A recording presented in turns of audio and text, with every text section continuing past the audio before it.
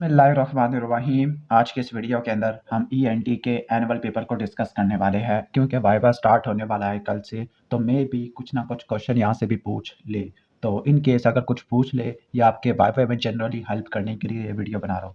सबसे पहले क्वेश्चन की तरफ आ जाते हैं। वन सेकेंड के वाइवा में सिनेरियो तो नहीं देगा, लेकिन फिर भी पता लगा लेना कि अगर एल्डरली पेशेंट है, बूढ़ा पेशेंट है, डायबिटिक है, इम्यूनोसप्रेसिव ड्रग को यूज़ कर रहा है, इम्यूनिटी सप्रेस हुई भी है, सिवियर ओटैल्जिया है, एक्सक्रूशिएटिंग पेन होता है, 5वीं से लेकर 12वीं नर्व तक पैरालिसिस है, सिवाय 8वीं के, 5वीं, 6ठी, 7वीं, 9वीं, 10वीं, 11वीं, 12वीं। मोस्टली फेशियल की पैरालिसिस होती है, स्कल बेस ऑस्टियोमाइलाइटिस है, गैलियम 67, टेक्नीटियम 99, सीटी स्कैन यूज़ करा डायग्नोसिस के लिए। तो क्या होगा आपका डायग्नोसिस? मैलिग्नेंट ओटाइटिस एक्सटर्ना या नेक्रोटाइजिंग ओटाइटिस एक्सटर्ना। तो आपको इन्वेस्टिगेशन कैसे करोगे? अच्छा, इस पेपर के अंदर बहुत ज़्यादा मैनेजमेंट स्टेप्स पूछे हुए हैं। जो मैनेजमेंट वाली जो चीज़ें हैं ना, हमने तो मैनेजमेंट में हिस्ट्री भी लिखी है, फिजिकल एग्जामिनेशन भी लिखा है, लेकिन वाइवा में ये ना बोल देना। वाइवा में सिर्फ मैनेजमेंट के अंदर इन्वेस्टिगेशन और ट्रीटमेंट लिख देना, ठीक है। अब ये ना लिखना कि हिस्ट्री ले गए, फिजिकल एग्जामिनेशन, ये चीज़ें वाइवा में अच्छी नहीं लगती होती मैनेजमेंट के अंदर। मैनेजमेंट में ज़्यादा से ज़्यादा इन्वेस्टिगेशन बोल देना और ट्रीटमेंट बोल देना। तो मैलिग्नेंट ओटाइटिस एक्सटर्ना या नेक्रोटाइजिंग ओटाइटिस एक्सटर्ना किस में होता है? एल्डरली डायबिटिक पेशेंट में होता है, इम्यूनोसप्रेसिव में होता है, फेशियल पैरालिसिस होती है, ग्रैनुलेशन उसमें देखने को मिलती है। ओके, सीटी स्कैन में बोनी डिस्ट्रक्शन होती है, गैलियम 67 ये डायग्नोसिस के लिए, फॉलोअप के लिए, सॉफ्ट टिश्यू इन्फेक्शन के लिए, टेक्नीटियम 99 बोन टिश्यू इन्फेक्शन के लिए होता है। ट्रीटमेंट के अंदर अपने डायबिटीज को कंट्रोल करना है, ये टॉयलेट करना होता है, एंटीबायोटिक ट्रीटमेंट, सूडोमोनास रेजिनोसा को टारगेट करना, 6 से लेकर 8 हफ्तों तक कंटिन्यू करना होता है। इसमें आपने gentamicin, ticarcillin, ceftriaxone, ceftazidime, ciprofloxacin, levofloxacin, ofloxacin आपने यूज़ करना है। इसके अलावा कल्चर सेंसिटिविटी करनी होती है। तो ये हो गया, पहला क्वेश्चन हो गया, ठीक है। इसके बाद नेक्स्ट क्वेश्चन की तरफ चलते हैं। क्वेश्चन नंबर 2 की तरफ चलते हैं। नेक रिजिडिटी, वॉमिटिंग, फोटोफोबिया, ठीक है। तो कौन सी कॉम्प्लिकेशन हो चुकी है? ओके, अब यहाँ पे देखो, history of air discharge since early childhood, in short कि ये CSOM का सिनेरियो है और कॉम्प्लिकेशन है। जो कॉम्प्लिकेशन होती है एटिक्वेंट्रल की वजह से कॉमन होती है। और कौन सी कॉम्प्लिकेशन है? मेनिंजाइटिस है। तो मेनिंजाइटिस के अंदर आपने क्या क्या चीज़ें नोट करनी होती है? अच्छा, मेनिंजाइटिस आपकी इंट्राक्रैनियल कॉम्प्लिकेशन है। बाकी इंट्राक्रैनियल कॉम्प्लिकेशन के अंदर एक्स्ट्रा ड्यूरल एब्सेस, एपिड्यूरल एब्सेस भी कहते हैं, सब ड्यूरल एब्सेस हो गया, मेनिंजाइटिस हो गया, ब्रेन एब्सेस हो गया, लैटरल साइनस थ्रोम्बोसिस हो गया, ऑटिक हाइड्रोसेफेलस हो गया। ये आपकी इंट्राक्रैनियल होती है। मोस्ट कॉमन आपकी, वैसे यहाँ पे ब्रेन एब्सेस लिखा हुआ है, लेकिन मोस्ट कॉमन आपकी मेनिंजाइटिस होती है, ठीक है। जबकि इंट्राटेम्पोरल या फिर एक्स्ट्राक्रैनियल होती है, इसके अंदर सबसे मोस्ट कॉमन मास्टरडाइटिस होती है। इसके अलावा पीटरोसाइटिस। पीटरोसाइटिस में आपको क्या देखने को मिलेगा?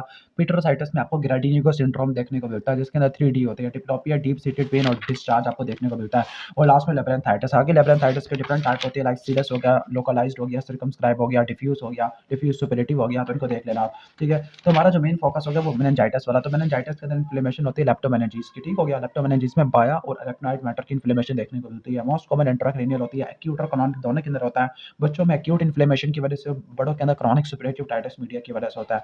ओके, इस क्लिनिकल फीचर के अंदर आपने क्या बात नोट करना है कि जो नंबर 1 फीवर होगा, हाई ग्रेड फीवर होगा, नंबर 2 हेडेक, नंबर 3 नेक रिजिडिटी, फोटोफोबिया, नोजिया, वॉमिटिंग होगी, प्रोजेक्टाइल वॉमिटिंग होती है, ड्राउजीनेस होता है, क्रेनियल पाल्सी होती है, हेमिप्लीजिया होगा। एग्जामिनेशन के अंदर नेक रिजिडिटी होती है, पॉजिटिव कर्निक साइन है। कर्निक साइन के अंदर जो नेक की लेग की एक्सटेंशन, आप ये बात नोट करना है कि जैसे लेग को एक्सटेंड करते हैं, ठीक है, उसकी वजह से पेन होगा। आप ये देख लेना कि जो थाई होती है ऑलरेडी फ्लेक्स्ड होती है और एब्डोमेन। जबकि पॉजिटिव ब्रूजन के साइन के अंदर क्या होता है, ठीक है, पॉजिटिव ब्रूजन के साइन के अंदर ऊपर वहाँ पे लेग की एक्सटेंशन करे तो यहाँ पे फ्लेक्शन करेगी नेक की, जिसकी वजह से हिप और नी की फ्लेक्शन हो जाएगी। इसके अलावा जो टेंडन रिफ्लेक्सेस होती है, इनिशियली एग्जैजुरेटेड होती है, exaggerated meaning upper motor neuron lesion, फिर इसके बाद lower motor neuron type of lesion. और लेट स्टेजेस के अंदर पैपिलोएडिमा होगा। डायग्नोसिस करने के लिए आपने CT scan, MRI with contrast आपने यूज़ करना होता है, ठीक है। ओके, और लास्ट में आपने नंबर पंक्चर और CSF एग्जामिनेशन, जिसमें आप डायग्नोसिस को कंफर्म कर देते हैं। लास्ट में आपने CSF के कल्चर करना होता है। ट्रीटमेंट को आपने 2 में डिवाइड करना, मेडिकल और सर्जिकल होता है। मेडिकल हमेशा पहले हम मेडिकल करते होते हैं, फिर सर्जरी की तरफ जाते होते हैं। मेडिकल के अंदर आपने एंटी माइक्रोबियल थेरेपी यूज़ करनी है, एरोबिक और एनारोबिक बैक्टीरिया। लाइक जो CSOM के अंदर जो बैक्टीरिया होते हैं, आपने इनके बैक्टीरिया के नाम भी पढ़ने हैं क्योंकि एग्जाम में पूछे जा सकते होते हैं। एरोबिक और एनारोबिक है। जो आपके एरोबिक बैक्टीरिया होते हैं वो आपके पेप्स है, सूडोमोनास हो गया, ई कोलाई हो गया, प्रोटीज हो गया, स्टेफिलोकोकस ऑरियस हो गया। जबकि एनारोब के अंदर कौन कौन सी हो जाती है? बैक्टीरियोइड है, बैक्टीरियोइड फ्रेजिलस हो गया, एनारोबिक स्ट्रेप्टोकोकाई हो गया, जिसका निमोनिक है बास। तो आपने एरोबिक और एनारोबिक दोनों को टारगेट करना है। कल्चर और सेंसिटिविटी करनी है, जिससे आप मजीद एंटीबायोटिक चॉइस करोगे। इसके अलावा आपने कॉर्टिकोस्टेरॉइड आपने यूज़ करना है फॉर न्यूरोलॉजिकल और ऑडियोलॉजिकल कॉम्प्लिकेशन। सर्जरी की तरफ आ जाती है। सर्जिकल की तरफ आपने क्या करना होता है?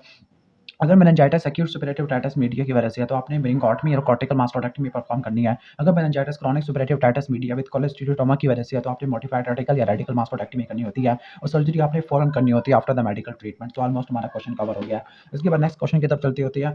Okay, a mother brought her 2-year-old child to the ENT के रिस्पॉन्ड नहीं कर पा रहा तो ये डेफ चाइल्ड की निशानी है, ठीक है। ओके, तो डेफ चाइल्ड, अब इसकी इन्वेस्टिगेशन वगैरह यहाँ पे पूछी हुई है, उसका आगे ट्रीटमेंट वाला पूछा हुआ है। ओके, तो यहाँ पर मैं सिंपल अगर डेफ चाइल्ड वाले टॉपिक की तरफ आ जाऊँ तो आपने ये मेथड्स ऑफ हियरिंग असेसमेंट है। ओके, अभी ये थोड़ा सा मुश्किल है और याद करने में भी बड़ा अजाब होता है, तो उसका निमोनिक है ABCD होता है, ठीक है। अब वहाँ पर A से 3 A बनेंगे, B से बिहेवियर ऑब्जर्वेशन ऑडियोमेट्रिक, C से कंडीशनिंग टेक्निक आ जाएगा, D से आपका डिस्ट्रैक्शन टेक्निक है, कंडीशनिंग के अंदर आपका visual reinforcement audiometry, play audiometry और लास्ट में आपके ऑब्जेक्टिव टेस्ट है। ऑब्जेक्टिव टेस्ट में आपके कौन कौन से आ जाते हैं, ABR ऑटो कास्टिक एमिशन और impedance audiometry. Neonatal screening procedure जिसके 3 A थे, ABR क्या होता है, ऑडिटरी ब्रेनस्टेम रिस्पांस या otoacoustic emission, arousal test या ऑडिटरी रिस्पांस क्रिएटर टेस्ट। जबकि मैनेजमेंट के अंदर निमोनिक क्या होता है, primary health care centre drugs essential for villages. तो पी से क्या होगा, पेरेंटल गाइडेंस, एच से हेयरिंग एड, सी से कॉक्लियर इंप्लांट है। कॉक्लियर इंप्लांट की इंडिकेशन को भी तैयार कर लेना कि ये bilateral severe to profound hearing loss में इस्तेमाल करते होते हैं। इसके अलावा आपने जब यूज़ करना है, जब हेयरिंग एड का कोई फायदा नहीं है या कोई कॉन्ट्राइंडिकेशन नहीं है सर्जरी की, या रियलिस्टिक एक्सपेक्टेशन है, गुड फैमिली सोशल सपोर्ट है, या कॉग्निटिव फंक्शन एडिक्वेट होता है। तो parental PHC development of speech and language, जिसके लिए अपने ऑडिटरी ओरल कम्युनिकेशन आ जाता है। Okay, manual communication, total communication है, एजुकेशन ऑफ द डेफ और लास्ट में वोकेशनल गाइडेंस आ जाएगा। तो ऑलमोस्ट हमारा क्वेश्चन कवर हो जाता है। इसके बाद नेक्स्ट क्वेश्चन की तरफ चलते हैं। प्रोफीज एपिस्टैक्सिस स्मूथ ग्लोबुलर मैस, तो ये क्या है, जुवेनाइल नेसोफेरिंजियल एंजियोफाइब्रोमा। उसकी इन्वेस्टिगेशन है।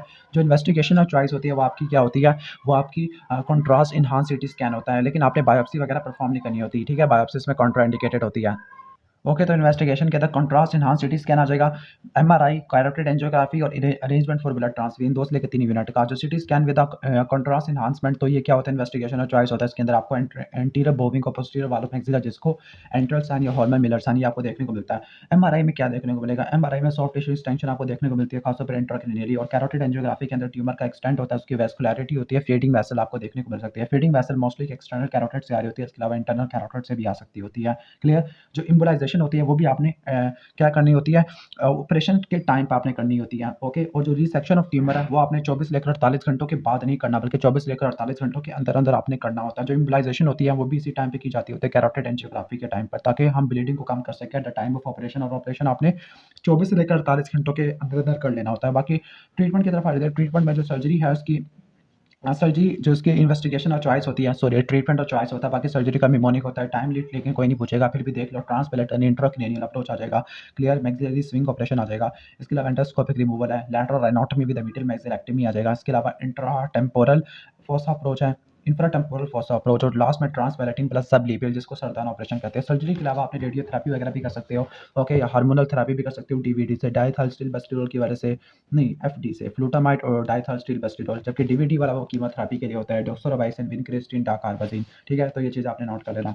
इसके बाद नेक्स्ट क्वेश्चन की तरफ चलते हैं। नेक्स्ट है हमारा 45-year-old वुड वर्कर। अब वुड वर्कर है, वुड वर्कर के अंदर जो कैंसर होता है सबसे मोस्ट कॉमन कौन सा होता है, एडिनोकार्सिनोमा ऑफ एथमॉइड बोन, ठीक हो गया, एडिनोकार्सिनोमा ऑफ एथमॉइड बोन। बाकी वो डिफरेंशियल डायग्नोसिस पूछा तो आप साइनोनेजल मैलिग्नेंसी वाला भी आप लिख सकते होते हैं। तो एक इस चैप्टर से भी नोज वाले चैप्टर से है। असल में जो नेजोफेरिंक्स है ना वो भी नोज वाले सेक्शन के अंदर आता होता है, क्लियर। तो ये भी देख लेना आप। ओके, और इसके अलावा जो ये वाला जो सवाल था एपिस्टैक्सिस वाला, यानी ब्लीडिंग काफ़ी हो रही है, ये भी असल में नोज़ का ही सवाल है, लेकिन इसको ऑपरेटिव टेक्निक से मिक्स कर दिया है। तो मेजॉरिटी कह रहे थे कि 9 से सिर्फ 1 सवाल आया, हालांकि 9 से पूरे 3 सवाल आया। तो अब हम नेक्स्ट आ जाते हैं। अच्छा, इसका था डायग्नोसिस क्या था, इसका एडिनोकार्सिनोमा ऑफ एथमॉइड बोन था। तो आपने सारा ना ये वाला जो मैक्सिलरी साइनस कैंसर वाला आपने सारा लिख देना है। ओके, ये कहाँ चला गया, ओके, ये है tumours of the nasal cavity neoplasm. तो जो एडिनोकार्सिनोमा होता है ना, ओके, तो ये फर्नीचर या वुड इंडस्ट्री में एडिनोकार्सिनोमा ऑफ एथमॉइड या अपर नेजल कैविटी का कैंसर हो जाता है, ठीक है। तो आपने साइनोनेजल मैलिग्नेंसी या मैक्सिलरी साइनस का ये सारे अपने डिफरेंशियल डायग्नोसिस वगैरह आपने लिख देनी होती है। ओके, बाकी इसकी हिस्टोलॉजी की अगर बात करें तो मैक्सिलरी कैंसर होता है सबसे ज़्यादा स्क्वेमस सेल कैविटी वाला होता है। बाकी इसके क्लिनिकल फीचर्स को छोड़ दो। डायग्नोसिस कैसे करोगे, डायग्नोसिस के अंदर आप बायोप्सी वगैरह लेते हो, लेकिन बायोप्सी से पहले आप रेडियोग्राफ करते हैं। इसका मिमोनिक वैसे CBR है, सी से CT स्कैन, लेकिन पहले आप रेडियोग्राफी एक्सरे करोगे, CT स्कैन करोगे, फिर आप बायोप्सी वगैरह लेते होते हो, क्लियर। और क्लासिफिकेशन के अंदर आपने 3 क्लासिफिकेशन को रट्टा मारना है। एक ऑनग्रेन क्लासिफिकेशन होती है जो कि मीडियल कैंथस और एंगल ऑफ मैंडिबल को क्रॉस करती होती है। दूसरा अमेरिकन जॉइंट कमिटी वाली। अच्छा, ऑनग्रेन के अंदर जो ऊपर होते हैं सुप्रास्ट्रक्चरल, इनका पुअर प्रोग्नोसिस होता है क्योंकि ये ऑर्बिट को इन्वॉल्व कर देंगे। अमेरिकन डिफरेंट जॉइंट क्लासिफिकेशन के अंदर क्या करते हैं, स्क्वेमस सेल कार्सिनोमा को 3 में डिवाइड कर देते हैं, वेल मॉडरेटेड, डिफरेंशिएटेड और पुअर डिफरेंशिएटेड, और लास्ट में लेडरमैन क्लासिफिकेशन है जिसके अंदर फ्लोर ऑफ ऑर्बिट और फ्लोर ऑफ एंट्रम से लाइन पास करती है, इसमें 3 में डिवाइड करते हैं, सुप्रास्ट्रक्चर, मीजो और इंफ्रास्ट्रक्चर। ट्रीटमेंट बहुत ईजी है, टाइप 1 और टाइप 2 स्टेज है, उसको आपने ठीक करना, सर्जरी से ठीक करना, जबकि टाइप 3 और टाइप 4 है तो उसको आप ठीक करोगे कंबाइंड रेडिएशन और सर्जरी। ठीक है, ऑलमोस्ट हमारा ये कवर हो गया है। तो नेक्स्ट क्वेश्चन की तरफ चलते हैं। नेक्स्ट क्वेश्चन है कि 5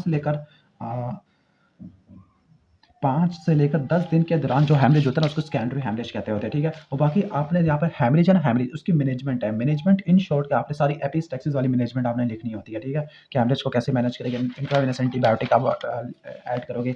ठीक है, इसके अलावा ब्लड ट्रांसफर अरेंज करते होती है। तो ये असल में टॉन्सिलेक्टमी क्या हैमरेज है, तो मैं इसको ज़्यादा एक्सप्लेन नहीं कर रहा।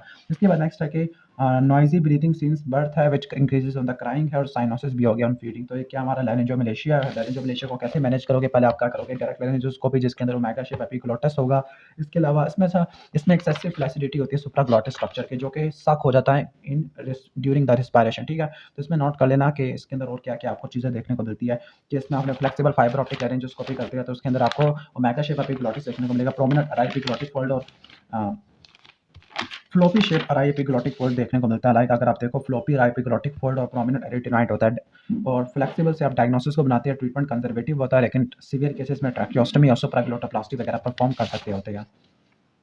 ओके, इसके बाद नेक्स्ट क्वेश्चन है कि ये सी ए लैरिंग्स है, तो सी ए लैरिंग्स की इन्वेस्टिगेशन पूछ रही है। तो इन्वेस्टिगेशन का बहुत अच्छा सा निमोनिक मैंने आपको पहले बताया था, if you are following my videos. तो फिर निमोनिक था, शाइफर एमडी था। तो शाइफर क्या होगा, सुप्रावाइटल स्टेनिंग और बायोप्सी, जिसके अंदर आप क्या करते हो, लिकोप्लेकी के अंदर आप बायोप्सी लेते होते हो। एच से हिस्ट्री है जिसके अंदर हॉर्सन 3 हफ्ते से ज़्यादा होगी। आई से आइडियल आ जाएगा। ठीक है, एफ से आपका फ्लेक्सिबल फाइबर ऑप्टिक लारिंजियोस्कोपी आ जाएगा। ई से एग्जामिनेशन ऑफ नेक आ जाएगा। आर से रेडियोग्राफी जिसमें x-ray, soft tissue lateral view, neck CT scan, MRI आ जाएगा। ओके, एम से माइक्रो लारिंजियोस्कोपी और डी से डायरेक्ट लारिंजियोस्कोपी, और ट्रीटमेंट का निमोनिक होता है स्कोड। एस से क्या होगा, सर्जरी को आपने 2 में डिवाइड करना, कंजर्वेशन और टोटल लारिंजेक्टमी वाला। ठीक है, कंजर्वेशन के आगे मजीद टाइप होती है कोडेक्टमी वाया लारिंजियोफिशियल, पार्शियल फ्रंटोलेटरल लारिंजेक्टमी और पार्शियल हॉरिजॉन्टल लारिंजेक्टमी, जिसके अंदर सुप्राग्लॉटिक स्ट्रक्चर निकालते हैं। टोटल के अंदर काफ़ी सारी चीज़ों को निकाल देते हैं।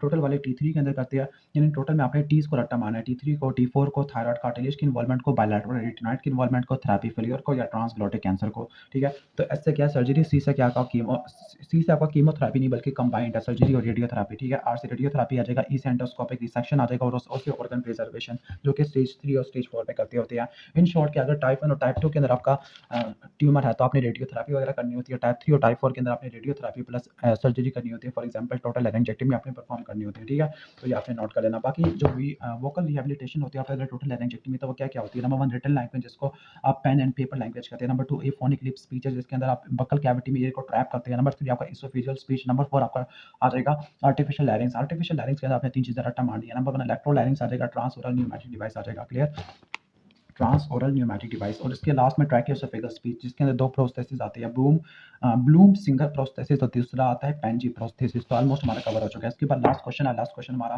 फॉरेन बॉडी किसके अंदर गई हुई है, आपके एयरवे में गई है, खासतौर पर आपके decrease air entry on the left side, तो लेफ्ट वाले में गई हुई है। ठीक है, तो what is your provisional diagnosis, the provisional diagnosis क्या होगा, लेफ्ट ब्रोंकियल फॉरेन बॉडी आ जाएगा। How will you investigate this case, तो इन्वेस्टिगेशन और फिर लास्ट में मैनेजमेंट वगैरह आ जाती है। तो इन्वेस्टिगेशन में ये तो मैंने इसोफेगस की इन्वेस्टिगेशन ओपन कर ली। अच्छा, इसोफेगस के मैनेजमेंट के अंदर एंडोस्कोपिक रिमूवल, सर्वाइकल इसोफेजोटमी और ट्रांसथोरेसिक इसोफेजोटमी आ जाती है। लेकिन अगर हम फॉरेन बॉडी एयरवे की पढ़े तो एयरवे में जो आता है ना लंग्स के अंदर, तो उसके अंदर का फ्रीजिंग और diminished air entry to the lungs है। लेकिन अगर ट्रैकिया के अंदर है तो आपने नोट करना है कि पाल्पेटरी थ्रेड और ऑडिबल स्लैप होता है। लैरिंग्स के अंदर है तो आपको स्ट्राइडर, हॉर्सनेस, एफोनिया, डिस्फोनिया देखने को मिलेगा। ठीक है, अब डायग्नोसिस कैसे करोगे, आपने नंबर 1 हिस्ट्री लेनी होती है, चेस्ट के अंदर हिस्ट्री है। नंबर 2 फिजिकल एग्जामिनेशन करना है और चेस्ट का। इसके अलावा आपने रेडियोलॉजी करनी है। रेडियोलॉजी के अंदर आपने क्या करना है, x-ray, soft tissue, lateral view और पीए व्यू करना है, नेक का और चेस्ट का करना है। इसके अलावा प्लेन एक्सरे लेना है चेस्ट का, पीए और लैटरल व्यू के अंदर। उसके बाद लास्ट में आपने एक्सरे चेस्ट लेना है, at the end of inspiration and expiration, endoscopy, video fluoroscopy और लास्ट में सीटी चेस्ट आ जाएगा। मैनेजमेंट के अंदर लैरिंजियल फॉरेन बॉडी है तो इमरजेंसी के अंदर आपने हेमरेज मैन्यूवर परफॉर्म करना होता है, क्लियर। इसके अलावा आपने और क्या करना होता है, क्रिकोथैरोटमी, इमरजेंसी ट्रैकियोस्टमी। लेकिन इमरजेंसी खत्म हो जाती है तो आपने डायरेक्ट लारिंजियोस्कोपी या लारिंजियोफिशियल से आपने निकालना होता है। जो ट्रैकियोब्रोंकियल फॉरेन बॉडी इनको आप इलेक्टिव सर्जरी से निकालते हैं। फॉर एग्जांपल आप कन्वेंशनल रिजिड ब्रोंकोस्कोपी करोगे, rigid bronchoscopy with the telescopic aid, bronchoscopy with the C arm fluoroscopy आ जाएगा। डोर्म या बास्केट, यानी इन शॉर्ट के ट्रैकियोस्टमी, ट्रैकियोटमी, ब्रोंकोस्कोपी को आपने फेवर करना है, खासतौर पर रिजिड ब्रोंकोस्कोपी आपने प्रेफर करनी होती है। तो ऑलमोस्ट हमारा कवर हो चुका है पूरा पेपर। तो अगर आपको वीडियो अच्छी लगी है तो वीडियो को लाइक कर देना, चैनल पर नहीं हो तो सब्सक्राइब कर देना।